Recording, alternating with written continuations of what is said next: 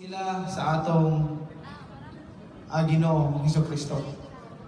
Pero we will know if they are Antichrist or not. Okay, who is Jesus and who is the Antichrist? In Genesis 1:26, let's start in Genesis 1:26. Okay. It says, Genesis 1:26, it says, Then God said, let us make man in our image. Okay, said, let us make man in our image.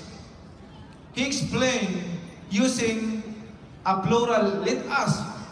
When you use plural, at least more than one. Okay, more than one. Ipa-school lang daw ta, para makasabot ta. Ha? Our parents sent us to school to understand what is plural. Okay? Even in elementary, we can understand what is plural. Okay? When you use us, meaning to say more than one. Okay, let us make mankind in our image. So plural. Now the question is,